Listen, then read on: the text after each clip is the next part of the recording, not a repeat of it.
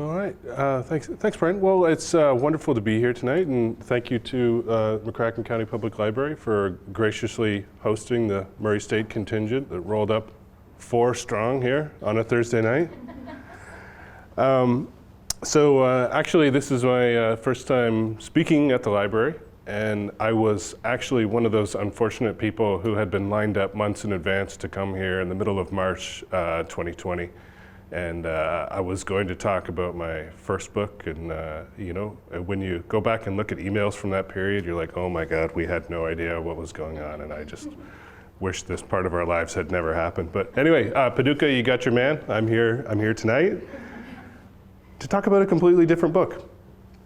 So Bob Jackson sends his regards, and believe me when I say that he would much rather be with you here talking about this book, which he loves very much, instead of having to persuade politicians up in Frankfurt to do the right thing.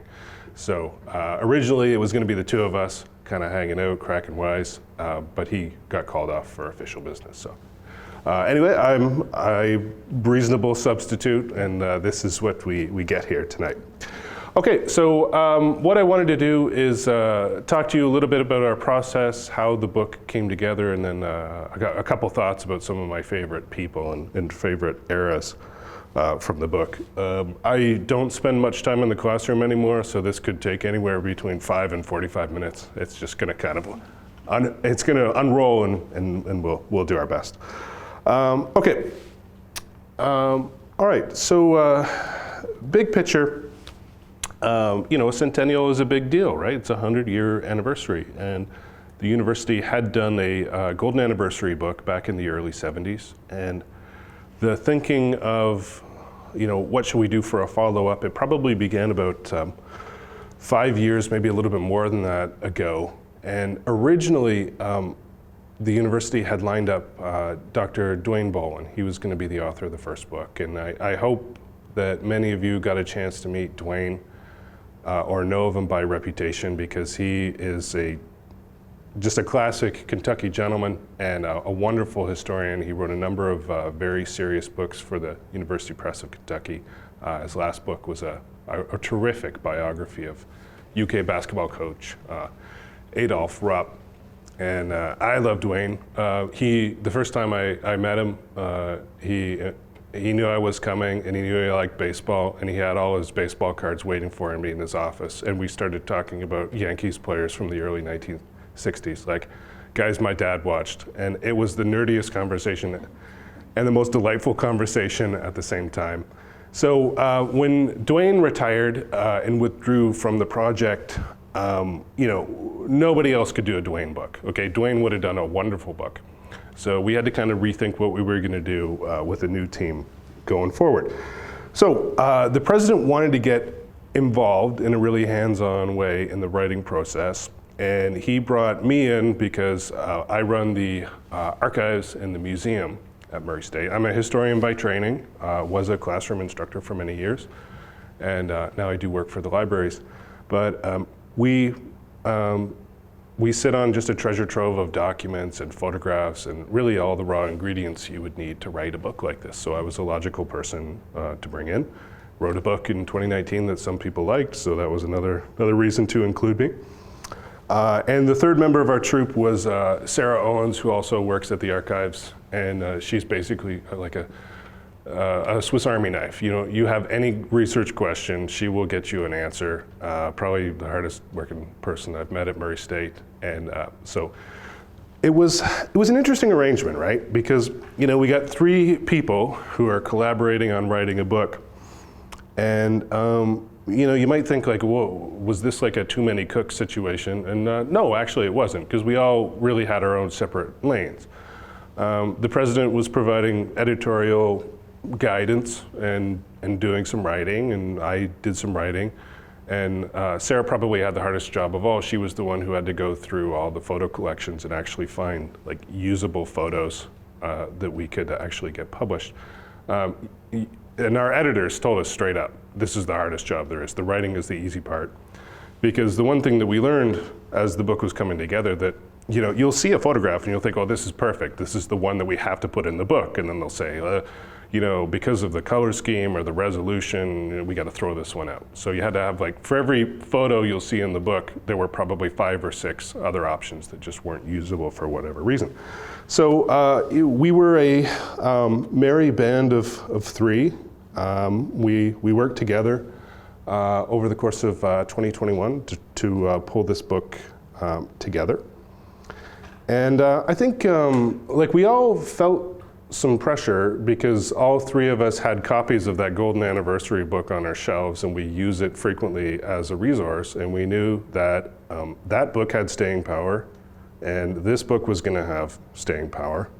So a lot of pressure to get it right, and we were also on a deadline too, so there was like fear as a great motivator to add into the mix.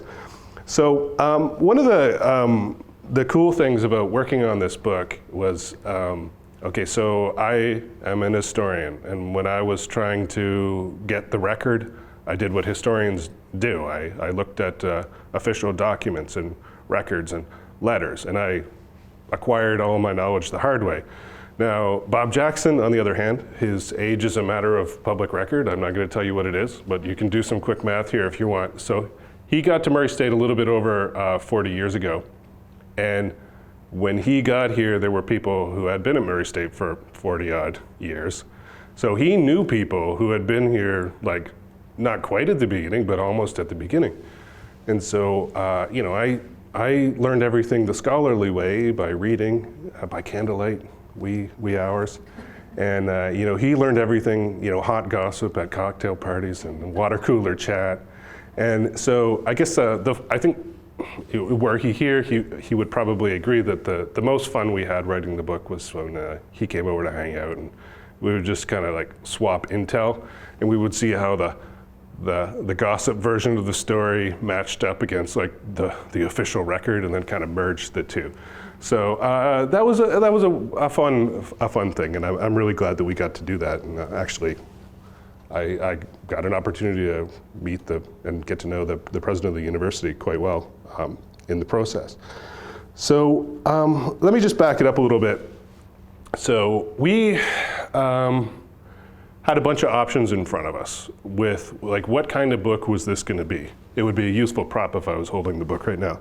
So I think the first option we eliminated very quickly was the option of doing something that was like text-driven, like a 400 or 500 page book that would, be an authoritative record for people who really wanted to get into granular details about everybody and everything, right? Okay, it would have been that sort of book would have been highly satisfying for a very narrow group of racers. So we went in a different direction. And I think the goal really for us was to kind of do something that was most delightful for the biggest number of people.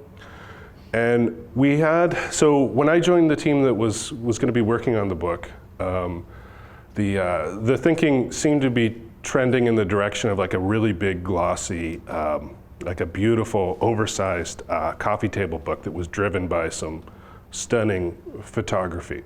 And it would have like short captions for each photo. And the pictures, as they say, a picture tells 1,000 words. And this would tell our story. But I think my worry, and there were other books in the University Press of Kentucky catalog. So kind of the process of figuring out what we wanted to do began with crossing off other people's books that we saw and didn't want to replicate. Like Berea had a wonderful institution with a great history and just a spectacular mission, what they do. They went with the text-heavy book. We saw it, it was like, maybe a little bit less spicy than what we're going for. Northern Kentucky went the glossy photography book. They had drones flying over our campus. This book is just gorgeous, and if you're a photographer, you look at this and you love it, right? But I thought, you know what, like let's do a mashup, let's do a hybrid, okay? I can't stop talking or writing, and so let's air out the storytelling, but let's also let the photographs lead. So in the end, we came up with this halfway house solution. So the book has about 200 photographs. They're all prominent. There are some that are 2-pagers. And we still got about 30,000 words of text in which we cover the key people and sporting events and cultural traditions and everything we could. So I think we got like a nice happy mix. And the end result is a book that you would feel proud to gift to somebody, an alum or a family member, and something you could leave out on a coffee table, and you could kind of like, browse through it for 5 minutes, look at pictures, or you could sit down with it for a couple of hours, whatever your pleasure. So anyway, that was what we settled on, and that was what we decided to do. So the book itself, it's made up of 7 chapters. The periodization, each chapter is roughly a decade and a half. And we have about 25, 30 photos in each chapter, and each one comes with a vignette of 100 words or more, and it just highlighting just the most fascinating people, most significant people, professors, and just landmarks and things of this nature. So when the writing began, one of our top priorities was to make sure that people saw themselves reflected in the pages of the book.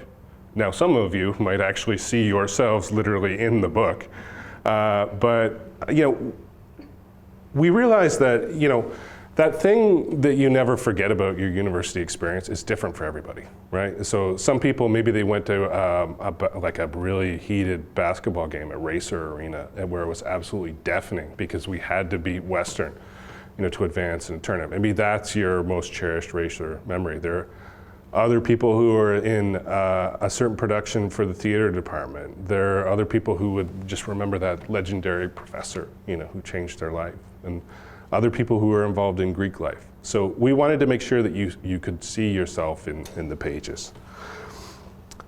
Okay, so most of the photography came from our internal collections at POG, the University Archives. There were a few instances where we had to go out and secure photo permissions from TV studios. HBO was good to us, ABC was good to us, and some of the big 4 sports teams. Any Cardinals fans here? That's okay. All right, this is not a baseball crowd. I will move on to the next. All right. Anyway, but the Cardinals, they were wonderful, and they helped us out quite a bit. Okay. Now, picking a publisher. The easier and faster route would have been going with a commercial press who would just do a lovely job of the graphic design and basically take what you gave them and work it onto the page. However, we decided, again, fairly early on that we wanted to work with the University Press of Kentucky for a bunch of different reasons. The first of which is Murray State and most of all the institutions of higher education in Kentucky are part of a press consortium. Okay, so we don't have a University of Kentucky press. We have a University Press of Kentucky where we're all kind of pitching in. And they have a cultural mission to tell Kentucky's history. And if UPK didn't exist, nobody would fill that gap. They are absolutely indispensable. And their catalog is full of, dozens of wonderful books every year about Appalachia, poetry collections, Kentucky environmental history, basketball books, horse racing books, a couple bourbon books. They just do wonderful work for us, by us, about us. Okay, so that was, I guess, the first consideration. However, I would say that, there's like a little bit of brand credibility there too, right? Like it mattered to us to have, their tag on our book spine. They're a reputable publisher. And I gotta tell you, like I got first involved with the University Press of Kentucky when I was living in Canada, 15 years ago, and I had a book proposal, and I had been very rudely rejected by a couple of academic presses in Canada, and I still have not forgiven them for it. And my book came out, and it was good. So anyway, so I submitted my book proposal to the University Press of Kentucky because it was they had a Vietnam War series, which was wonderful, and my book was a logical follow-up to a book that they had just published a year or two earlier. So based on my previous experiences with other publishers, I was expecting them to just either ignore me or wait 6 months and then send a very terse rejection email. But instead, I got a call from their editor. I couldn't get this guy off the phone. We talked for an hour. It was tremendous. Their customer service from the first moment I dealt with them has been top notch. So that's how we came to UPK. And the other thing that we wanted to do was to make sure the book went through a peer review process. So it was double blind. We had outside readers. And this is the same process for any academic book. So, you know, it got vetted. Some things got challenged, some things got fixed. And I think as academics, you know, Dr. Jackson, myself, and Sarah Owens, we all wanted to be able to say this. It was, again, a point of pride for us to be able to say that we stood up to scrutiny and we got the book through that process. So UPK did all the graphic design in-house, absolutely wonderful. So I just could not be happier of the way this process went, partnering with them. Okay, so let me talk a little bit about the content of the book itself. I probably should not pick favorites. I am going to spend the next 20 or so minutes picking my favorites and telling you about them. So just like a couple quick words about the most pivotal eras in Murray State history. Now, I got to tell you, so there is so much legend making around Rainey T. Wells, okay, the founder of Murray State, and it just, I had a hearty dose of skepticism, okay, I've heard all these stories, and it's like, you know, people in Murray particularly, they seem like they're this close to telling you that Rainey T. Wells could fly and shoot laser beams out of his eyes. He's just a superhero, right? So I read up on him and I can say, yes, it was true. He actually was everything that he has been advertised. Just what a dynamic civic leader, what an asset to the community. You could go a millennia and you wouldn't find another person like him. So one thing I think that needs to be remembered is that before the Murray State Normal School was established and got up and running in 1923, the Jackson Purchase area was like a graveyard of failed teachers' colleges. Okay, there were two that came and failed. There was the Callaway County Normal School. Rainey T. Wells actually started this one in 1899, lasted for about 15 years. And he thought, okay, this thing is up and running. We got students coming through. I'm gonna go pursue my legal career. And as soon as he was out the door, the whole thing collapsed.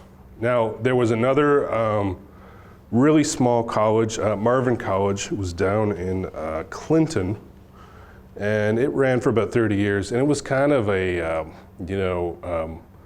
liberal arts, Bible college, teachers college, just trying to do everything possible for a small student body. Most famous alum of Marvin was Alvin Barkley, guy from Paducah. You may or may not have heard of him. Yeah, he had some juice. Harry Truman's vice president. Now, just to give you a sense of how big Marvin was, Alvin Barkley would proudly say that he graduated top of his class in 1897.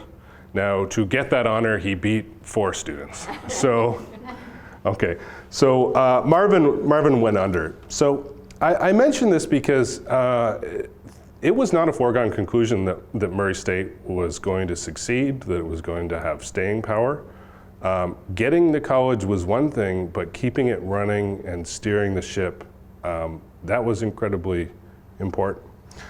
So, you know, what did the state government do in the early 1920s? Well, basically they just said, and this is one of those things where, you know, anyone who has a staff will kind of understand what this feels like, right?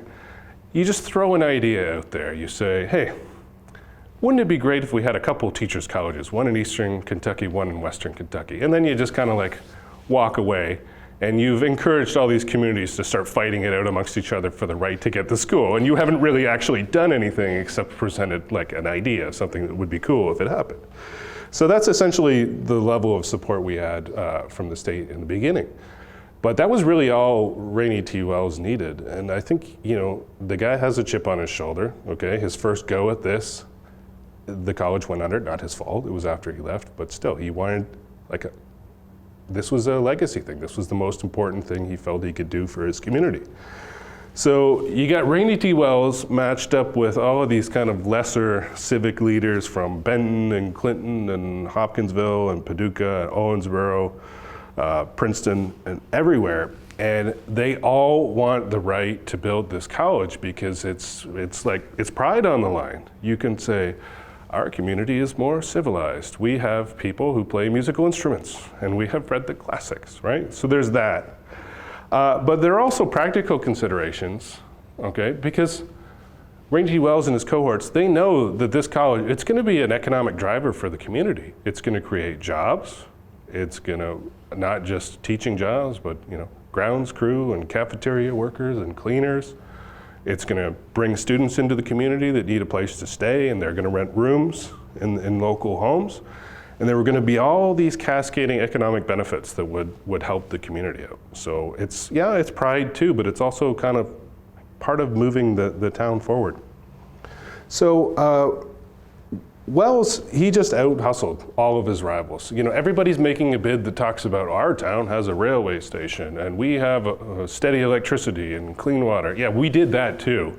But what he did was he went out and he passed the hat around. And he went to the big donors who had hundreds of dollars to give. He went to the small donors who had pocket change. He took everything he could get from everyone.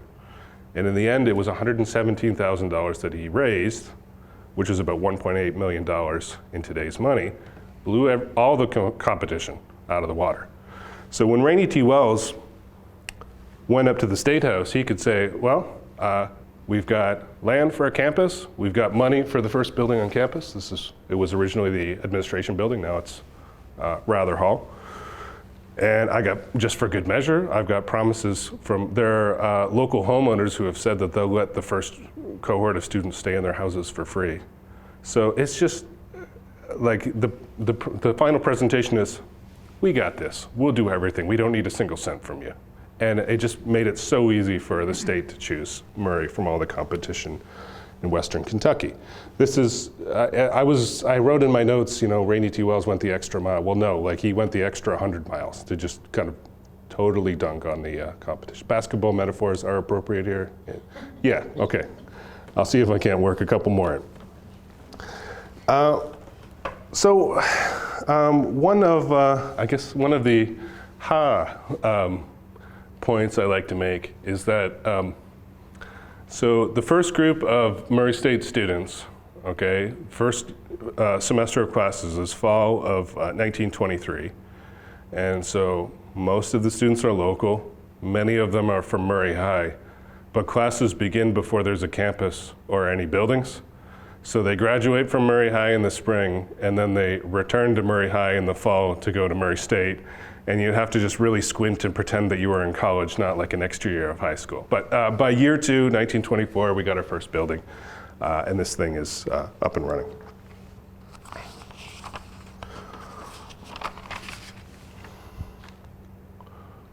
Okay, there are some people that will ask me what I think would be the greatest turning point for Murray State, or the kind of most important single person. My answer is easy. It's our second president, James Richmond, and the pivotal turning point was when he took the job in 1936. So the Great Depression hits, and I mean, you probably, pardon me for going full history professor mode, but when I talk about the Great Depression, the first visual that pops into your mind is probably some unemployed stockbroker in New York trying to sell, pencils out of his suitcase on some street corner, right?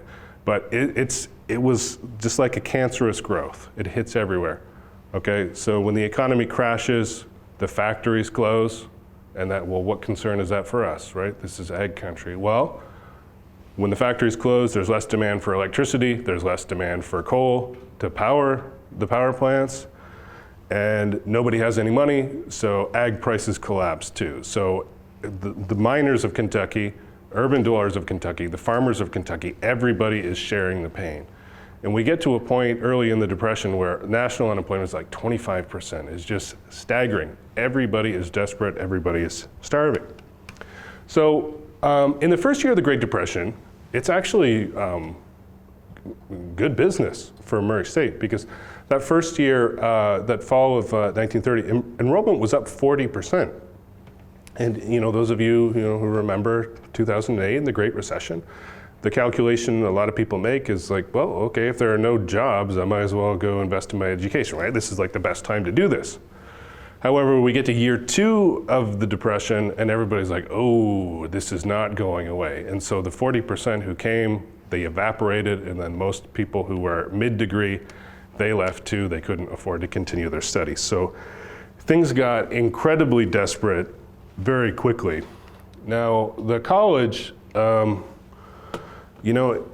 tightening, right? Faculty contracts were not renewed. Spots were not filled. There was actually a period where the faculty were told, we cannot pay you. And that period lasted for 5 months.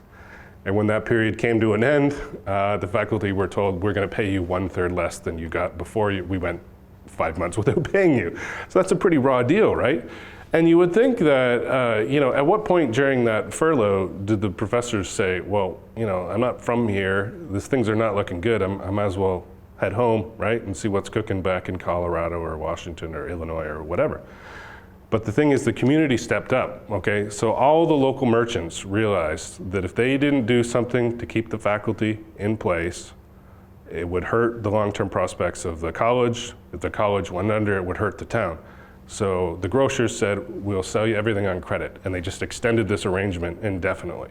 And it was enough to keep the place going, right? To keep the college from losing all its faculty in the early 30s. So we had just got all of these wonderful facilities in the 1920s. You got Levitt Auditorium, just a showpiece, center for theater, just a stunning library, and just built, literally just built a couple years earlier, and all of a sudden the campus becomes a ghost town.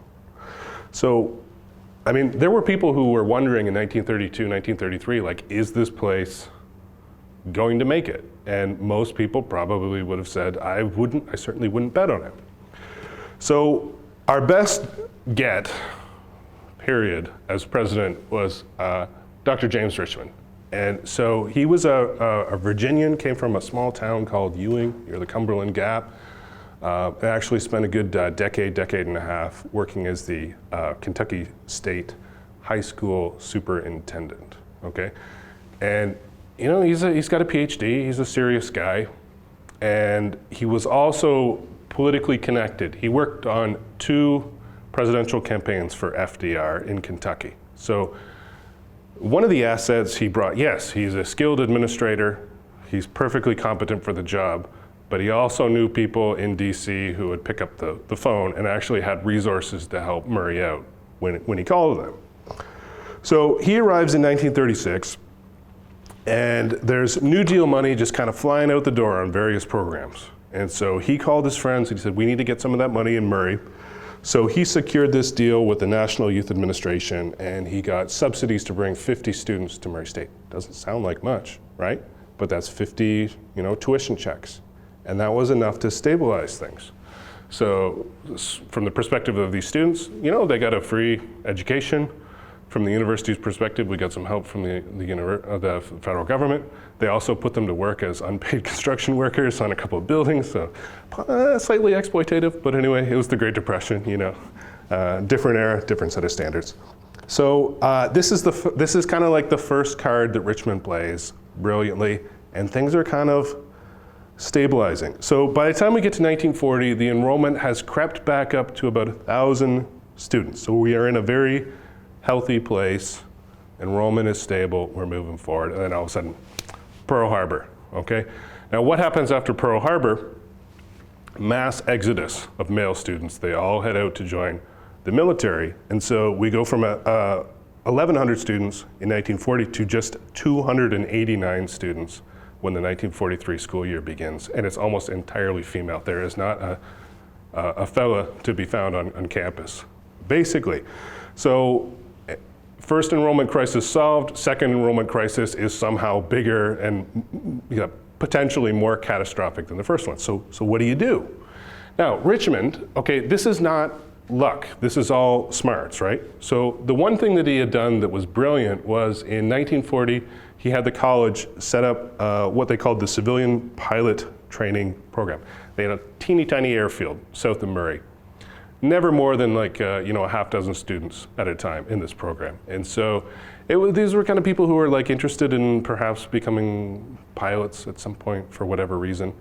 And learning the basics of math and meteorology and tower control and maintenance and all that.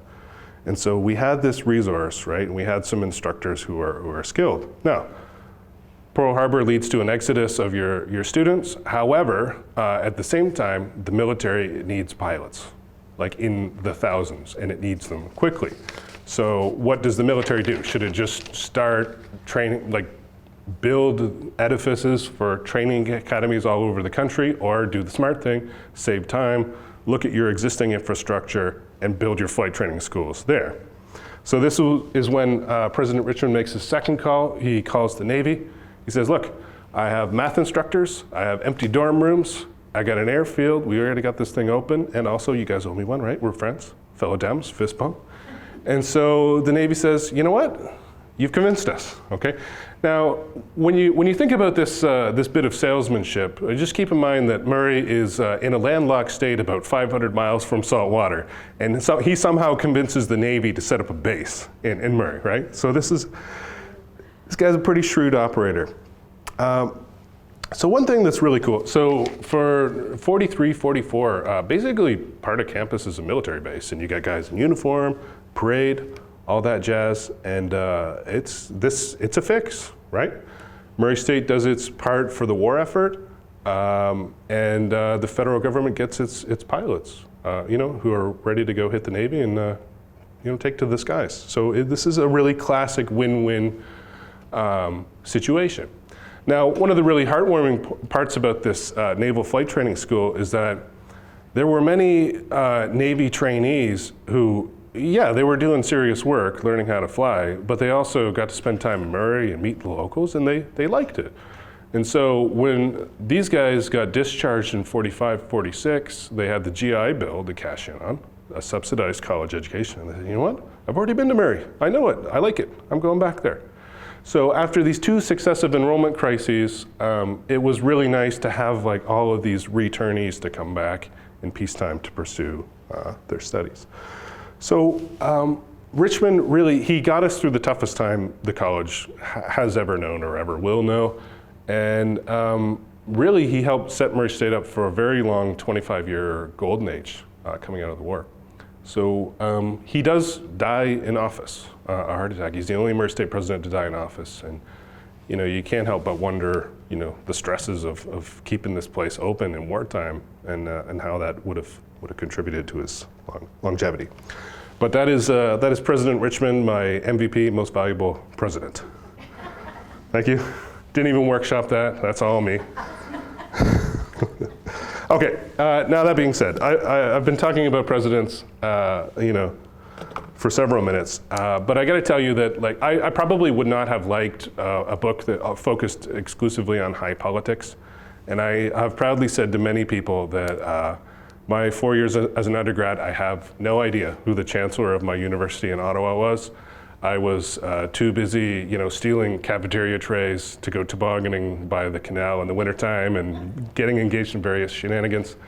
I love my undergrad institution. The Carleton Ravens, we just won our 17th men's basketball championship in the last 20 years. So I know that there are many basketball fans out here, but that, my friends, that is a dynasty. And it began right after I graduated. I did not see any of it, but go Ravens. Okay, so we wanted to highlight regular people, and we also wanted to highlight trailblazers, like who just really left their mark on the world, and in Murray State. So I wanted to talk briefly about a couple of interesting people we featured in the book. A couple of women. This is Dewdrop Rumley at first when she was a student, and later married and became Dewdrop Rowlett. Now, one of our first star athletes at Murray State was a woman, okay, Dewdrop Rumley. And so she got scouted by Roy Stewart, our athletics director, in the early 30s. And Roy Stewart is a legend in his own right. But he saw her competing for Mississippi JUCO, and her coach would take her out of the game, like pull her in the third quarter because she had scored too many points and was making the other team feel sad. Like there was one game where she put up 62 points early in the third quarter, and like she was very well on her way to a Wilt Chamberlain 100-point game, and the coach was like, no, enough. And so, she was frustrated by that, and then, there was an opportunity to move up a tier. And one of the cool things we learned is that Murray State had a tremendous women's basketball program going back to the 1920s and early 1930s. So she comes to campus, she's got a scholarship, we have great teams, we go on to great success, and we want to highlight this story because it shows that Murray State was progressive in one sense, in that it offered women's athletics 40 years before this kind of became the national norm before Title IX. Now, on the other hand, slightly regressive in the sense that Dewdrop Rumley had a scholarship, but the terms of the deal had her wait tables in the men's cafeteria. So the men's basketball players would eat, make a mess, and then she would have to come in. Possibly even a better basketball player than they were at the time. But I think she's an incredibly cool Murray State woman. And actually the best part of the story is she plays a little bit of semi-pro basketball for the Tupelo Red Wings and had a wonderful 30-year career as an educator.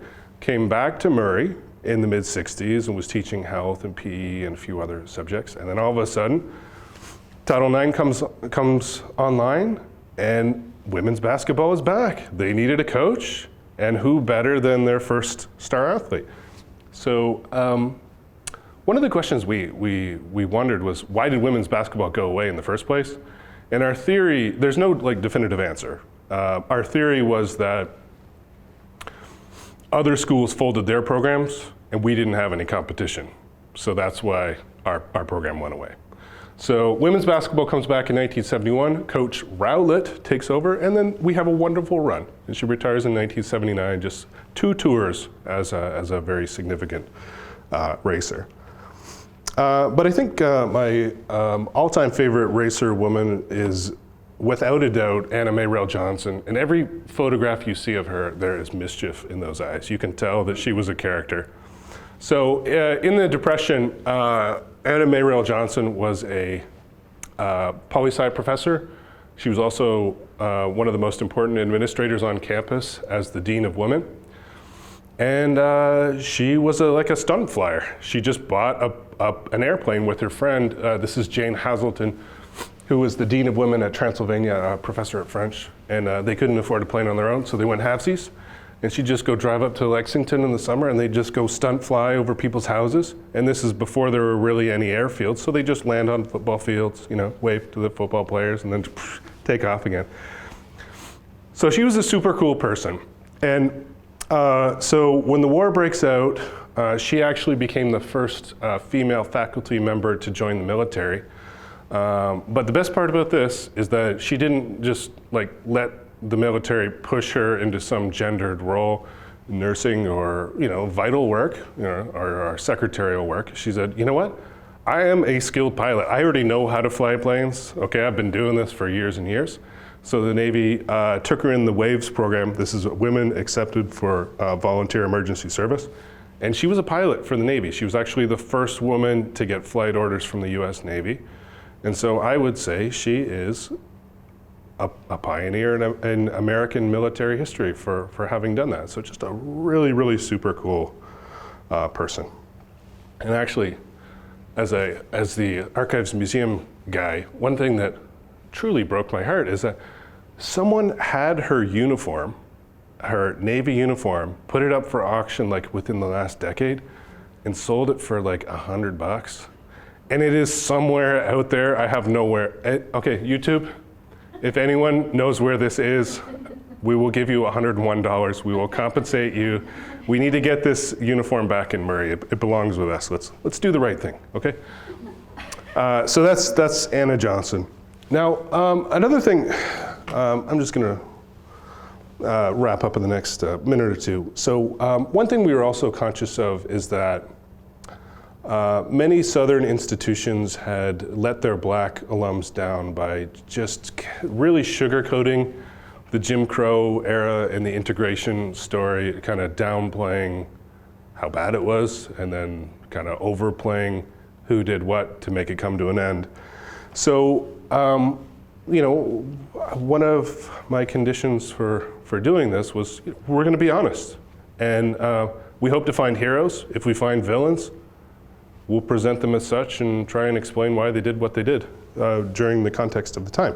Now, that being said, our integration story was actually quite surprising in a positive way. And I found that pretty much all of the top administrators at Murray State were well ahead of the times. And in fact, they made a conscious decision that Murray State would choose to integrate before any of the other regional colleges. They weren't going to wait for legal action. They weren't going to wait for a challenge. They were going to go get out ahead of this and do the right thing. So this is Mary Ford Holland, our first black student who turned up for summer classes in the summer of 1955. So she was a 48-year-old, mid-career teacher from Trigg County. Just a very no fuss, don't fuss about me. I've already got a certificate. I'm getting some extra courses. Just leave me be, do my thing. I'm not going to cause any trouble. Now, the president of the era, Ralph Woods, he thought, what is the reaction going to be? Who knows? Okay, so he decided to plan for a soft landing by having her begin. They recruited her, Murray State recruited her, but they had her begin her courses in the summertime when the campus was basically mostly empty, right? But the president walked with her to all of her classes on her first day. And it was just you want to say something to her, you're going to say it through me, and I am the man here, and you're going to get it back, and then some. And the day passed without incident, and it's a great story of how it happened because, you remember from your American history that it wasn't peaceful at many campuses. There was active resistance and there was a lot of ugliness, and then it was decades later before people finally learned how to get along. But it went quite smoothly at Murray State. Now, so that's the story of Mary Ford Holland. And when you run in archives, you have all sorts of weird stuff in boxes, and the single most delightful thing that we found was this is a scan of Mary Ford Holland's student card. We have that, and we found it. I was like, oh my God, this is the perfect thing for the book. And there it is. So that's Mary Ford Holland. Now, so the other interesting thing that we found was that the university wanted to integrate athletics earlier than it did, and it did so earlier than almost every other college university in the state. But the problem is you can be good and you can practice your beliefs on home turf, but with sports you got to go out on the road, and it means going to places where people aren't necessarily so open or aren't moving at the same speed as you are. So the plan was to integrate the basketball team first, and everybody, so I found this, it's a matter of record. President Woods, Marvin Rather, senior administrator, Cal Luther, the basketball coach, the Board of Regents, they all said, we're doing this. It's going to happen. They were all in agreement. I couldn't find a single dissenting voice saying we cannot have black athletes at Murray State. That made me feel good. Now, so the plan was to begin with basketball, but in the fall of 1960, this gentleman, Dennis Jackson, now a resident of Paducah, may be familiar to you. He transferred from a JUCO back home to Murray, and he joined the track team, he walked on the football team, and holy God, this guy was like a phenomenal two-sport athlete. He was on a 4x100 relay team that had one of the top speeds in the entire Southeast. He did double duty on the football team. He was a receiver and a safety.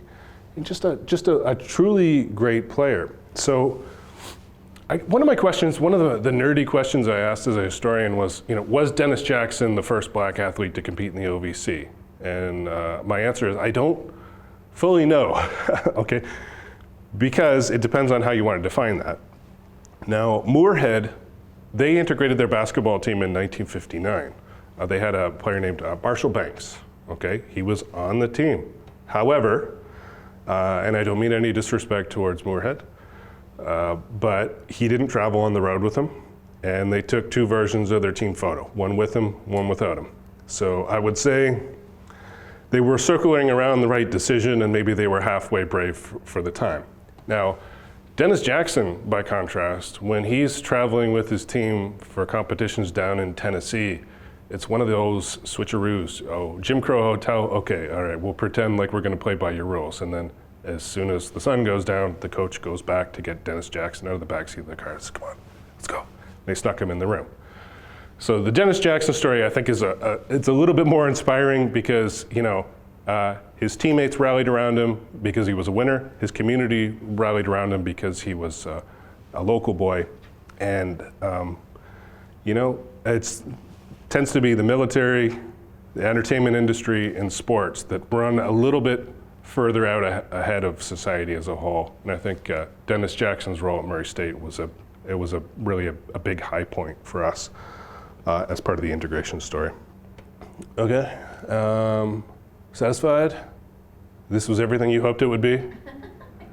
We all walk away friends. Okay, all right, thank you. All right.